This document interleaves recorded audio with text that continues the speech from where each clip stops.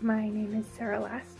I'm excited to get on here and share some of my experience and feelings.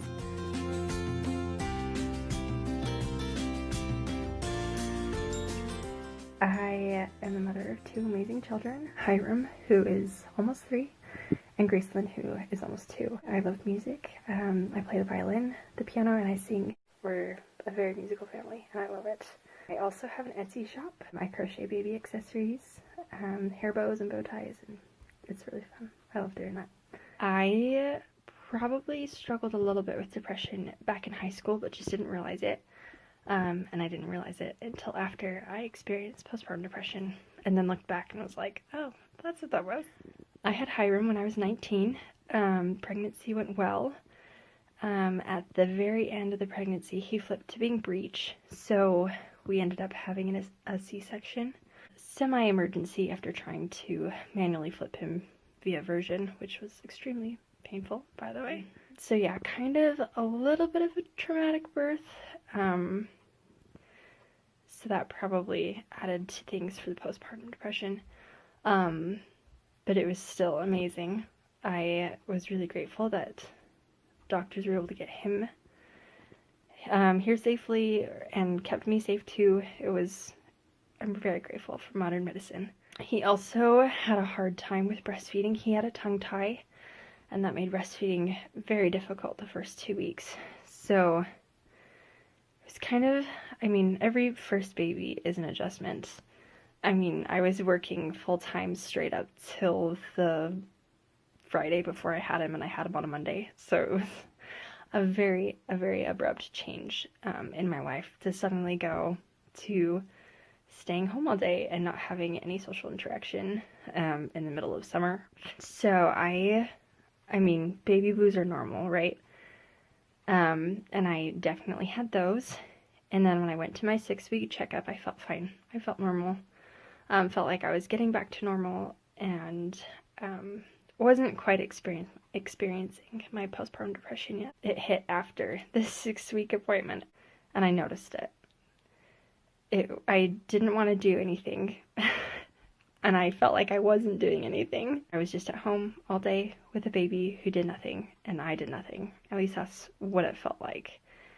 And it was really hard. My name is Tanner Last. I am Sara Last's husband. Some behaviors that I started that we both started noticing and were, for one, sleeping in and having a hard time getting out of bed was something that occasionally happened. Another was just feeling of general lack of motivation, a lack of motivation to do things, even things that she wanted to do. But she told me of intrusive thoughts that she was having.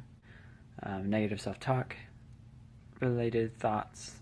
When she had intrusive thoughts, she would sometimes have bouts of high anxiety accompanying those. That was an indication to me that something wasn't right. It was really hard to see other people go out and do stuff, and I think my age somewhat had to do with that, because all my friends were still in the process of dating and getting married, and none of them were having kids. So it was just me at home by myself with no one to relate to, no one to talk to. I was the first one out of my siblings to have a kid, and so no one else was there with me. It was just me by myself. So with Gracelyn, the birth went better. I had Gracelyn 14 months after Hiram, and so very quick in between births. She had a much better birth. I was able to have her vaginally. So I successfully had a VBAC, which was amazing. She didn't have any ties, so breastfeeding went really well. And I was honestly expecting to not have to deal with postpartum depression. I had created a system with Hiram for my depression that worked really well. And with Gracelyn, I knew that the possibility of depression was coming, and I did those things to try and help combat it early. Didn't necessarily help quite as much as I hoped it would. I never actually ended up seeing a therapist for when I was postpartum with Hiram. I never even went back to my midwife, which if I could go back, I'd probably change that and go see my midwife and just talk and let her know what's going on. But with Gracelyn, it was more severe. And I honestly believe that having the kids so close together, and being so depleted of nutrients caused it to be rough, caused it to be harder. Also, the season, I had her in September, so by the time I was actually able to get up and get out of the house, feel good enough for that, it was too cold. But same thing with Gracelyn, as far as like when I started feeling the effects, it was not until after my 6-week checkup, my 6-week postpartum checkup, which I think is very interesting, but also very important to note and to realize. And I did end up going back to my midwife, and they did prescribe me something. I did not end up taking it because I started feeling better before taking it and didn't feel the need to actually begin taking it. Honestly, I probably should have. I mean, like I said, I have my system.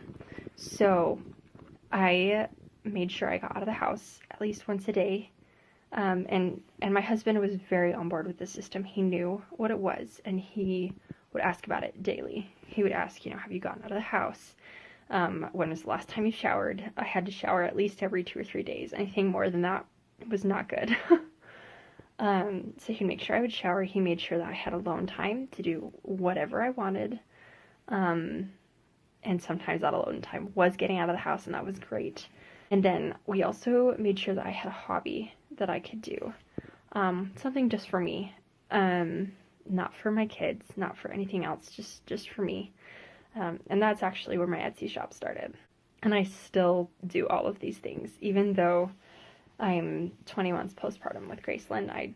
I still do these things, even though the depression is not as strong right now. I also have found that taking a vitamin D supplement on my really hard days was great. I just have it in a little vial, and on the days that I'm like, wow, I'm really struggling, and I've been outside and I'm doing all these things and it's not helping, I just go take a quick little drop of vitamin D, and that seems to help pretty well. I did go see a therapist once with Gracelyn, and I was actually having a pretty bad time when I went and saw her. It was almost kind of an emergency therapy session. We were supposed to be leaving on a trip, and we actually delayed the trip a few days because it was really bad. Even just the one time my therapist gave me so many tools that I still use today. So therapy was amazing, and I am definitely not going to hesitate to use therapy again because it was great. It was really great. What has mental illness taken away from me? For me, I honestly feel like it took away some of the happy things about the newborn stage. I mean, I definitely still have happy memories. I still remember lots of their firsts and the joy that brought, but most of the newborn memories I have with my kids are just overshrouded with darkness, which makes me really sad. One hard thing that I encountered, I suppose, when Sara was dealing with postpartum depression was perhaps a sense of powerlessness, not being able to, fix the problem, or not really feeling like I had power to help her how I wish I could have helped her to just take it away from her. I have gained an awareness of mental health that I'm really grateful for. Lots of my loved ones and close family struggle with mental illness and all sorts of mental health problems, and just having this experience to know, what it's like to have intrusive thoughts and what it's like to get stuck down a wormhole, and it's really helped me to be able to empathize with my family and to be able to be there for them better. Before this experience, I didn't know. I had no idea. Things that did help were, one, me listening. And validating her feelings. That was crucial, I think, in helping her, and helping her to have some relief from what she was experiencing. Just truly listening and not trying to solve the problem. The other thing was something we got this from a friend. He called it high-low, what do you know? And that's where you discuss a high point of your day, a low point, and something that you learned that day. And that gave us a chance to talk through and listen to each other as we talked about the good things that happened, and the bad things. And talking about the bad things together and truly listening to each other was, I think, one of the most helpful parts in some ways. Support from family and friends was everything for me. Being able to have people to talk to besides my newborn baby who did not understand a word I said. Other adult conversation was really, really important to me. Friends and family, just to talk, just to kind of distract and find something else to be happy about. That really, really helped a lot. Me calling Sara while I was at work in the mornings when Sara was having a hard time getting out of bed, just being on the phone with her during that process was helpful, so that she had someone to be there with her. I wish that everyone just understood that they're not alone. Nobody is alone. Even in times that you may feel alone, you are not alone. In what you're feeling, you're not alone where you're at, and you are validated in what you are feeling.